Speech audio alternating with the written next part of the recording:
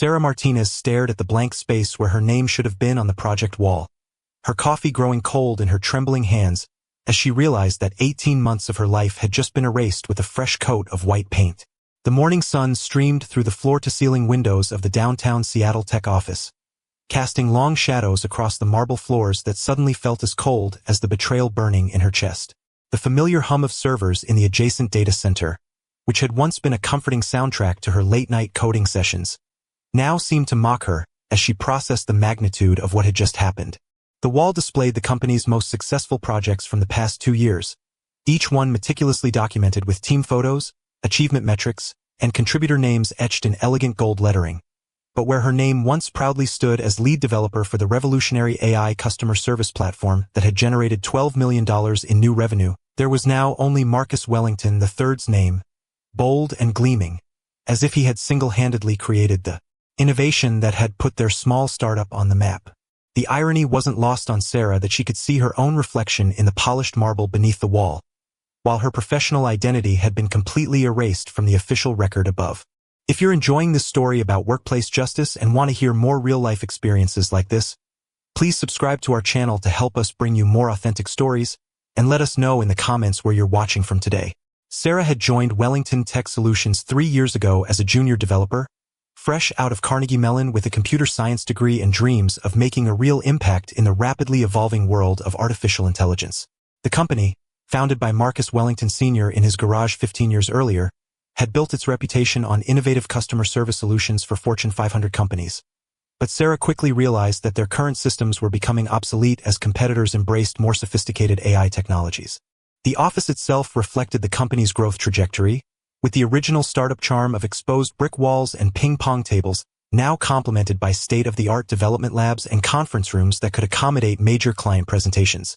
During her first year, Sarah had distinguished herself by fixing critical bugs that had stumped senior developers for weeks and proposing efficiency improvements that reduced system response times by 40%. Her colleagues began seeking her input on complex technical challenges, and managers started assigning her to high-profile client accounts where her ability to explain technical concepts in accessible terms made her invaluable during implementation meetings. She had earned the respect of her peers through late-night debugging sessions, weekend deployments, and an uncanny ability to identify potential system failures before they could impact client operations. She remembered the exact moment the idea had struck her during a particularly brutal client meeting where their traditional chatbot system had failed spectacularly, leaving frustrated customers and an embarrassed sales team scrambling for explanations. The client, a major telecommunications company, had been experiencing a system-wide outage, and their customers were flooding support channels with increasingly angry complaints about service disruptions that the existing chatbot couldn't understand or address effectively. Sarah watched from the corner of the conference room as their sales director tried to explain why customers were being asked to repeat basic information multiple times and why the system kept offering irrelevant solutions to complex technical problems. That night, Sarah had stayed in the office until 3 a.m, sketching algorithms and mapping out a revolutionary approach that would use natural language processing combined with emotional intelligence recognition to create genuinely helpful customer interactions. She spread her notebooks across the large development table, surrounded by empty coffee cups and whiteboards covered in flowcharts that traced the logical pathways she envisioned for her system. The breakthrough moment came when she realized that existing AI systems were trying to solve customer service problems through keyword matching and decision trees, while what customers really needed was genuine understanding of their emotional state and context. The Seattle rain drummed against the windows as she worked through that first prototype, her fingers flying across the keyboard while the city slept around her. She had always been driven by the belief that technology should serve humanity, not the other way around, and this project felt like her chance to prove that artificial intelligence could be both powerful and genuinely empathetic. For the next 6 months, Sarah had poured herself into the development process, often working 12-hour days and weekends, fine-tuning algorithms and testing scenarios until her system could handle everything from simple billing inquiries to complex technical support issues with the kind of nuanced understanding that customers had never experienced from automated systems before.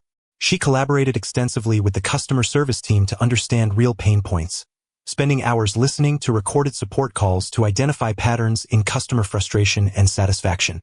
She analyzed thousands of support tickets to map common problem categories, and even studied psychology texts to better understand human communication nuances and emotional triggers. The technical challenges were immense and often seemed insurmountable during late-night debugging sessions, when her code would fail to recognize subtle contextual cues or misinterpret emotional indicators in customer communications. Sarah found herself diving deep into linguistics research, studying how humans naturally process implied meaning and emotional subtext in conversation, then translating those insights into algorithmic rules that could be programmed into her system. She created elaborate testing scenarios that simulated everything from confused elderly customers to furious business executives, ensuring that her AI could adapt its communication style and problem-solving approach to match each unique situation. Marcus Wellington Jr., who everyone called Junior despite being 28 years old, had been assigned as the project manager halfway through development, though his primary qualifications seemed to be sharing DNA with the company's founder rather than any particular expertise in artificial intelligence or project management.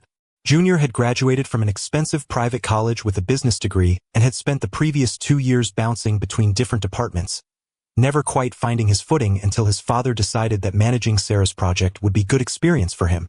His previous roles had included a brief stint in sales where he had struggled to understand technical specifications well enough to explain them to clients, and an equally unsuccessful period in marketing where his campaigns had consistently missed their target demographics and budget goals. At first, Sarah had tried to give Junior the benefit of the doubt, understanding that nepotism was an unfortunate reality in many family-owned businesses, and she genuinely hoped that working together might help him develop the skills and confidence he seemed to lack.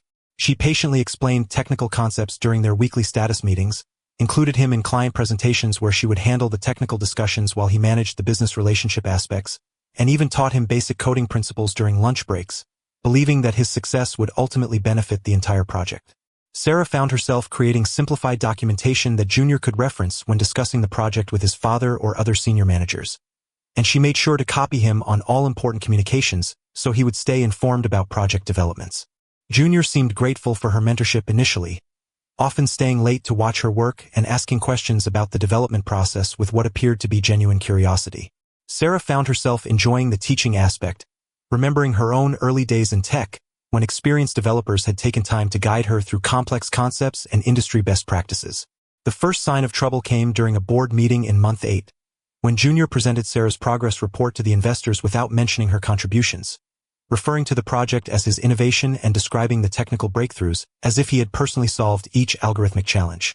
Sarah had watched from the back of the room, initially assuming it was a simple oversight that could be corrected later, but when she approached Junior afterward, he brushed off her concerns with a casual laugh and a promise to give her proper credit in future presentations. The dismissive way he waved his hand while saying, "Don't worry about it," Sarah made her realize that this wasn't an accident but a deliberate choice to position himself as the project's intellectual architect. Over the following weeks, Sarah began noticing other troubling patterns in Junior's behavior and communication style. During team meetings, he would often interrupt her technical explanations to offer his own interpretations, which were usually oversimplified versions of concepts he didn't fully grasp, but delivered with the kind of confidence that came from never having been seriously challenged in professional settings. When clients emailed technical questions directly to Sarah, Junior would forward those emails to himself and respond with answers he had copied from Sarah's internal documentation, removing her name from the communication chain and positioning himself as the primary technical contact. As the project neared completion, Sarah noticed that Junior began scheduling more client meetings without her, despite her being the only team member who truly understood the technical intricacies well enough to answer detailed implementation questions. When she asked to be included, Junior would claim the meetings were purely strategic or that the clients preferred to work with management-level personnel, though Sarah suspected the real reason was his growing desire to position himself as the project's primary architect. She discovered through conversations with colleagues that Junior had been telling people throughout the company that he had conceived the emotional intelligence framework during a moment of inspiration and had assigned Sarah to handle the coding implementation of his vision. The situation became more concerning when Sarah realized that Junior had started making promises to clients about system capabilities and timeline modifications without consulting her about technical feasibility. During one particularly frustrating week, she arrived at work to find that Junior had committed to delivering advanced features that would require weeks of additional development, all while maintaining the original launch schedule that was already stretching her to her limits. When she tried to discuss the unrealistic expectations he had set, Junior dismissed her concerns by saying that good developers always find ways to make things work and that perhaps she needed to be more flexible and solution-oriented in her approach. The system launched in January to tremendous acclaim from both clients and industry analysts, who praised its unprecedented ability to handle complex customer inquiries while maintaining a natural, empathetic communication style that customers consistently rated as superior to human support representatives. Tech blogs wrote feature articles about the innovation, with TechCrunch calling it a paradigm shift in customer service automation, and Wired describing the emotional intelligence capabilities as the closest thing to genuine artificial empathy we've seen in commercial applications. Venture capital firms began reaching out about potential partnerships, and Wellington Tech Solutions suddenly found itself fielding acquisition offers from major corporations eager to incorporate the technology into their own customer service operations. The success metrics were staggering and exceeded even Sarah's most optimistic projections during the development phase. Client satisfaction scores increased by an average of 45%, resolution times dropped by 60%, and most importantly, customer retention rates improved dramatically as people began preferring the AI system over traditional human support for many types of inquiries. The telecommunications company that had originally inspired Sarah's innovation reported that their customer service costs had decreased by 30%, while their satisfaction ratings reached all-time highs, leading to contract expansions and referrals to other major corporations. Throughout the launch festivities and media interviews, Sarah watched as Junior positioned himself as the mastermind behind the breakthrough, giving interviews to trade publications where he discussed his vision for the future of customer service AI and his innovative approach to emotional intelligence programming. When reporters asked about his team, he would mention Sarah in passing as a talented developer who had helped implement his concepts, reducing 18 months of her pioneering work to a supporting role in his narrative. Sarah found herself reading articles in industry publications where Junior was quoted extensively about technical concepts he had learned from her, but presented as if he had originated them through his own research and insight. The most painful moment came when Sarah watched a video interview Junior had given to a prominent technology podcast, where he spent 20 minutes explaining the philosophical approach behind emotional AI and the breakthrough moments that had led to the system's development. Every anecdote he shared was actually Sarah's experience, from the late-night debugging sessions to the eureka moments when particularly challenging problems had been solved. But Junior told these stories as if he had personally lived through each technical triumph and innovation discovery. The Project Wall unveiling had been scheduled for a Friday morning in March, with the entire company gathering in the main conference room to celebrate their most successful year in the company's history. Sarah had arrived early, excited to see her name displayed alongside her colleagues' achievements and to finally receive public recognition for the work that had transformed her career and the company's trajectory. She had invited her parents to attend virtually, proudly telling them about the recognition ceremony and how their daughter's innovation was being celebrated by one of Seattle's fastest-growing tech companies. Her mother, a retired teacher, and her father, a mechanic who had worked 2 jobs to pay for Sarah's education, were beaming with pride as they joined the video call from their small apartment in Phoenix. The conference room filled with employees, board members, and several clients who had specifically requested to attend the ceremony after experiencing the dramatic improvements in their customer satisfaction scores. Marcus Sr. took the podium, delivering a speech about innovation, teamwork, and the company values that had driven their success, while Sarah stood near the back, mentally rehearsing the brief thank you speech she had prepared for when her contribution was acknowledged. When the cloth covering was dramatically pulled away from the project wall, revealing the elegant display of achievements and contributor names, Sarah felt her world collapse as she realized that her name was nowhere to be found on the AI customer service platform section. Instead, Marcus Wellington Jr.'s name stood alone in bold gold letters, with a detailed description of his innovative approach to emotional AI that read like a summary of Sarah's original project proposal. The room erupted in applause as Junior stepped forward to accept congratulations, his father beaming proudly while clients approached to shake hands and discuss future collaborations.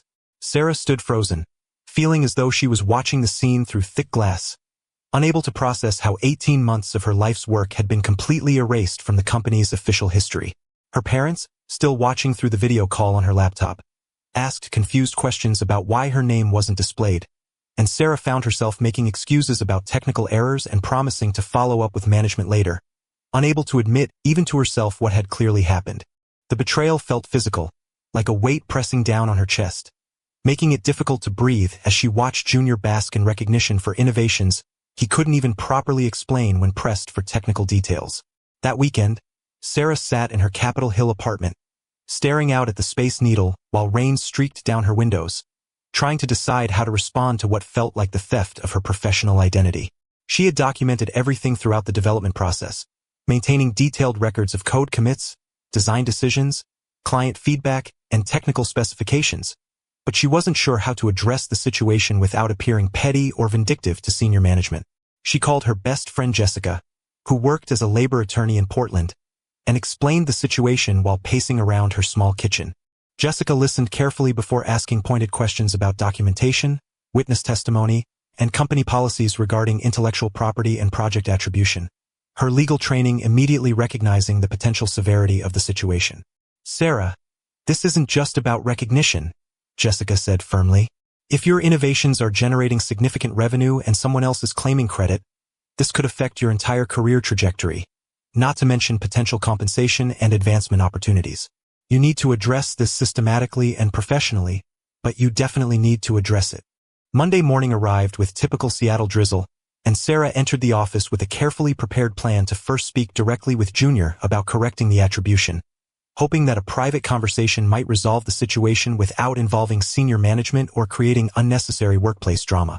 She found him in his corner office, reviewing what appeared to be acquisition proposals from 3 different technology companies. "Junior, I wanted to talk about the project wall display," Sarah began diplomatically, taking a seat across from his desk. "I noticed my name wasn't included on the AI platform section, and I'm sure it was just an oversight that we can easily correct." Junior looked up from his documents with an expression that Sarah couldn't quite read, something between surprise and annoyance that he was being questioned about the recognition ceremony. "Sarah, I appreciate all your coding work on the project, but the wall displays leadership contributions and strategic vision, not every team member who worked on implementation." The casual dismissal hit Sarah like a physical blow, and she felt her carefully planned diplomatic approach crumbling as the reality of the situation became clear. "Junior, that wasn't just implementation work. I conceptualized the entire emotional intelligence framework, developed the core algorithms, and solved every major technical challenge. The innovation itself came from my research and development." "Look, Sarah, I understand you're proud of your contributions," Junior replied, his tone becoming more condescending. "But project management involves coordinating multiple stakeholders, making strategic decisions, and taking ultimate responsibility for outcomes. The wall reflects leadership roles, and as project manager, the final responsibility and credit appropriately belong with me." Sarah stared at him, realizing that this wasn't a misunderstanding or oversight, but a deliberate decision to claim ownership of her work. "Junior, you were assigned as project manager halfway through development, after I had already solved the core technical challenges and created the foundational algorithms. Your role was administrative coordination, not technical innovation." "I think you're misremembering the timeline," Junior said smoothly, returning his attention to the acquisition proposals. "I was involved from the conceptual stage, and my strategic guidance shaped the entire direction of the development process.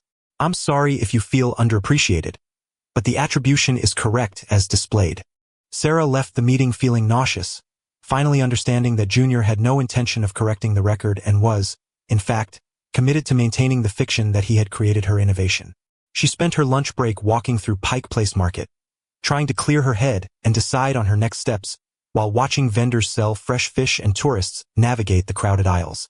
That afternoon, she scheduled a meeting with Marcus Sr., hoping that the company founder would be more reasonable and interested in ensuring accurate attribution of his employees' contributions. She prepared a comprehensive presentation documenting her role in the project, including code repositories, design documents, client correspondence, and timeline evidence that clearly demonstrated her primary responsibility for the innovation.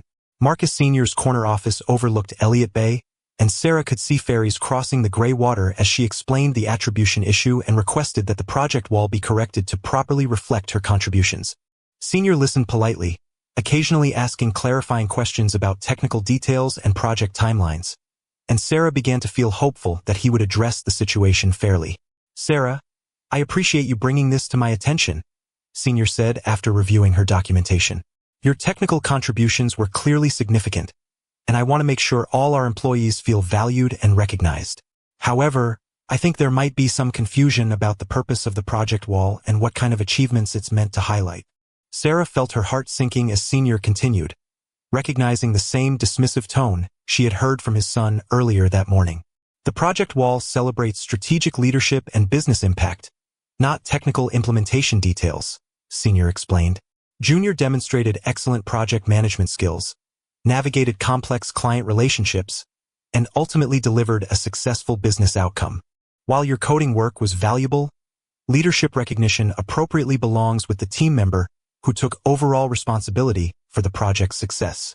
The meeting ended with Senior promising to consider her feedback but making it clear that no changes to the project wall were planned. Sarah walked back to her desk feeling defeated and beginning to understand that the Wellington family had closed ranks to protect Junior's fabricated narrative, regardless of the truth or the impact on her career. That evening, Sarah sat in her apartment researching her options, reading about intellectual property law, workplace discrimination, and whistleblower protections while Seattle's city lights twinkled outside her window. She realized that pursuing internal remedies was likely futile given the family dynamics at play, but she also understood that remaining silent would effectively allow the theft of her professional accomplishments to stand unchallenged. The breakthrough came when she remembered that the acquisition discussions Junior had been reviewing were scheduled to culminate in a major investor presentation the following week, where Wellington Tech Solutions would formally present their innovations to potential buyers and partners. The presentation would likely focus heavily on the AI customer service platform, giving Junior another high-profile opportunity to claim credit for her work in front of industry leaders and financial decision-makers. Sarah realized that she had an opportunity to ensure that the truth was heard by the people who mattered most, the investors and potential partners who were considering substantial financial commitments based on the company's technological capabilities. If Junior was going to claim credit for innovations he couldn't properly explain, she could ensure that his technical knowledge was thoroughly tested in front of an audience that would immediately recognize the gaps in his understanding. She spent the weekend preparing for what felt like the most important presentation of her career, not because she was scheduled to speak, but because she was determined to ensure that the truth would emerge naturally through the technical questions and discussions that would inevitably arise during investor due diligence. Monday arrived with rare Seattle sunshine, and the investor presentation took place in the company's largest conference room, filled with venture capital partners, technology executives, and acquisition specialists who had flown in from across the country to evaluate Wellington Tech Solutions' portfolio of innovations. Sarah positioned herself near the back of the room, close enough to observe the proceedings but far enough from the spotlight to avoid drawing premature attention. Junior began his presentation confidently, using slides that Sarah recognized as modified versions of her original technical documentation, with her detailed algorithmic explanations simplified into business-friendly talking points that obscured the true complexity of the innovations he was claiming to have developed. He spoke eloquently about the market opportunity, customer pain points, and competitive advantages, staying safely within the realm of high-level strategic concepts. The trouble began when Dr. Patricia Chun, a partner at a prominent Silicon Valley venture capital firm specializing in artificial intelligence investments, asked Junior to explain the specific technical approach that enabled the system's superior emotional intelligence capabilities. Sarah watched as Junior's confident demeanor began to falter, his answers becoming increasingly vague as he struggled to explain concepts he had never truly understood. "Marcus, I'm particularly interested in your natural language processing architecture," Dr. Chun continued, her tone polite but probing.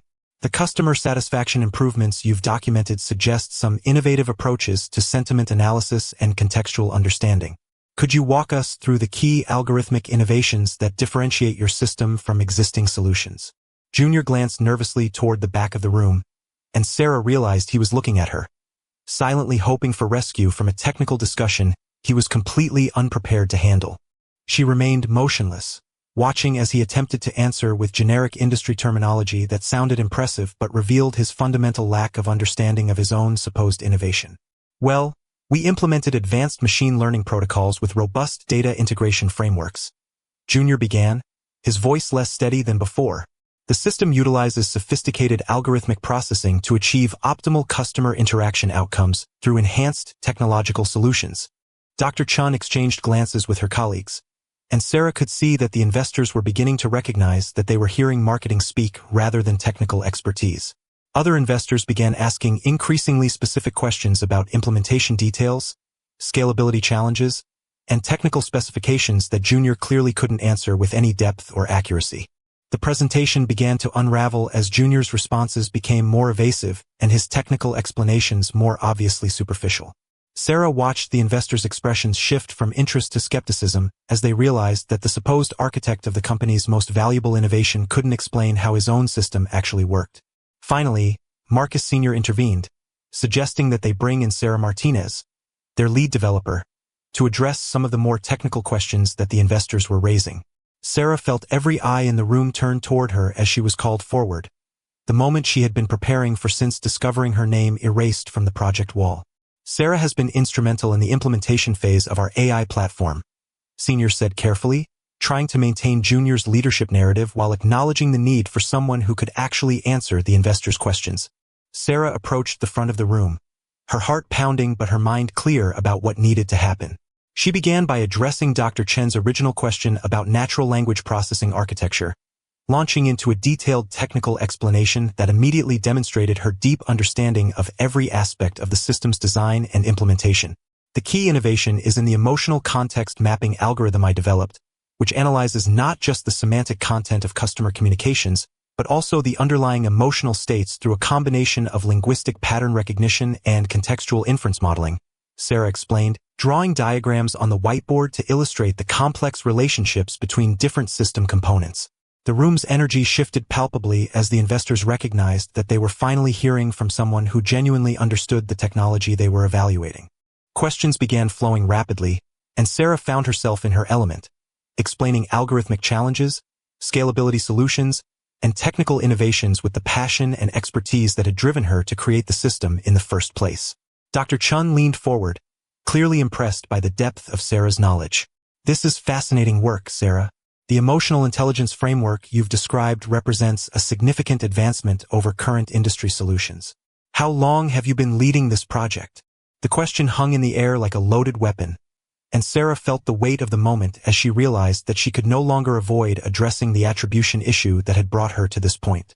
She glanced at Junior, who had gone pale, and then at Marcus Sr., whose expression suggested he understood exactly what was about to happen.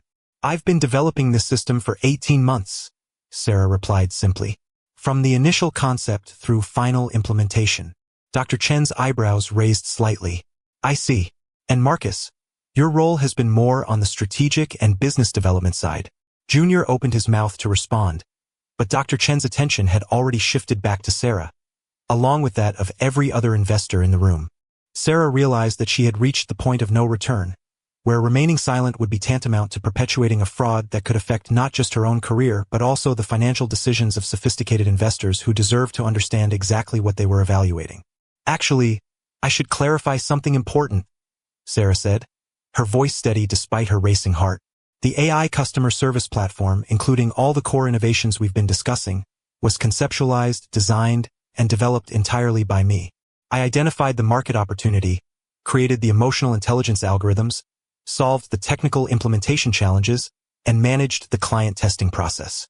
The silence that followed was deafening, broken only by the sound of pens clicking and papers rustling as investors made notes and exchanged meaningful glances.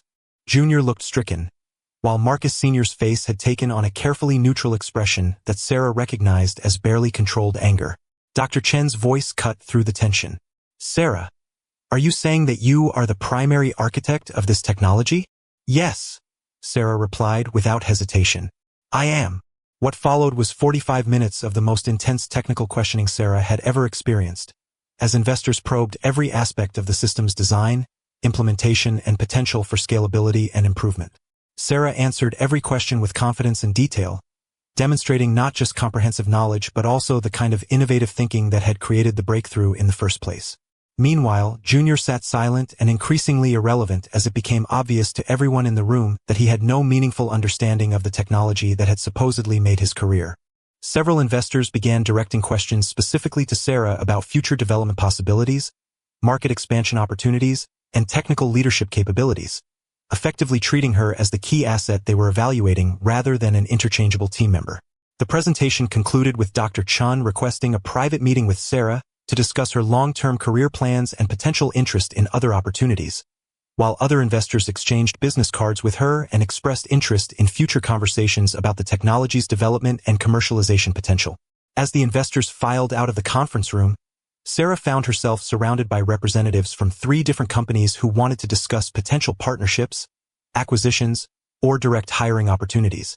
The vindication felt surreal after months of watching someone else claim credit for her innovations, but she also understood that she had likely just ended her employment at Wellington Tech Solutions. Marcus Sr. approached her as the last investors left, his expression carefully controlled but his displeasure evident. "Sarah, I think we need to have a private conversation about what just happened here. I agree, Sarah replied calmly. I think we need to discuss why I was put in a position where I had to correct the record about my own work in front of potential investors. The meeting that followed was tense but brief, with Senior making it clear that Sarah's actions had embarrassed the company and undermined Junior's authority, while Sarah calmly explained that she had simply answered technical questions truthfully and couldn't be held responsible for Junior's inability to discuss innovations he hadn't created. By the end of the week, Wellington Tech Solutions had received 3 acquisition offers, all of which specifically mentioned Sarah's technical expertise as a key factor in their valuations. 2 major venture capital firms had also approached the company about potential partnerships, with both expressing interest in having Sarah lead expanded development teams for next-generation AI solutions.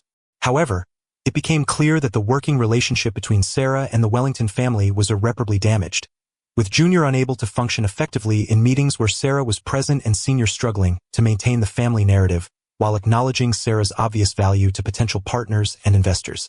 The resolution came in the form of a generous separation agreement that recognized Sarah as the creator of the AI platform while allowing Wellington Tech Solutions to maintain their existing business relationships and contracts. Sarah retained intellectual property rights to her innovations and received a substantial financial settlement that reflected the technology's proven market value. More importantly, Sarah found herself with multiple job offers from companies that had witnessed her technical expertise firsthand during the investor presentation. She ultimately accepted a position as Chief Technology Officer at a Seattle-based startup that specialized in AI-powered customer experience solutions, with a salary that was triple her previous compensation and equity ownership that reflected her true value as an innovator. 6 months later, Sarah's new company launched a next-generation customer service platform that incorporated all the lessons she had learned from her previous experience, along with new innovations that pushed the boundaries of emotional AI even further. The launch was covered extensively in trade publications, with Sarah finally receiving the public recognition and professional accolades that had been denied to her at Wellington Tech Solutions. The industry recognition extended beyond just technical achievement, as Sarah became a sought-after speaker at conferences and a vocal advocate for proper attribution of intellectual property in collaborative development environments. She used her platform to encourage other developers, particularly women and minorities, to document their contributions carefully and speak up when their work was being misrepresented or stolen. Wellington Tech Solutions continued to operate successfully with the AI platform Sarah had created, but Junior's lack of technical understanding became increasingly problematic as clients requested advanced features and competitors introduced more sophisticated solutions. Without Sarah's innovative capabilities, the company struggled to maintain its technological edge, ultimately settling into a comfortable but unremarkable position in the market. Dr. Chen's venture capital firm became one of Sarah's key investors in her new company, and their first conversation after the infamous investor presentation had been both validating and illuminating. Sarah, in 20 years of evaluating technology companies, I've rarely seen such a clear disconnect between claimed expertise and actual capability, Dr. Chen had explained. Your willingness to speak truthfully about your contributions didn't just protect your own interests, it protected ours as well. The experience taught Sarah valuable lessons about workplace dynamics, intellectual property protection, and the importance of advocating for proper recognition of one's contributions, but it also reinforced her belief that technical excellence and honest communication ultimately prevail over political maneuvering and false claims.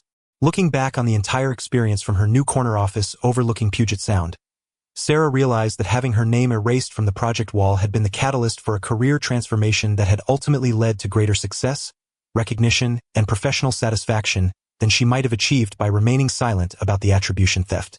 The story serves as a reminder that in technology industries where innovation drives value, authentic expertise cannot be faked indefinitely, and that truth has a way of emerging when it matters most, particularly when sophisticated investors and business partners are evaluating the real capabilities behind claimed achievements and breakthrough innovations.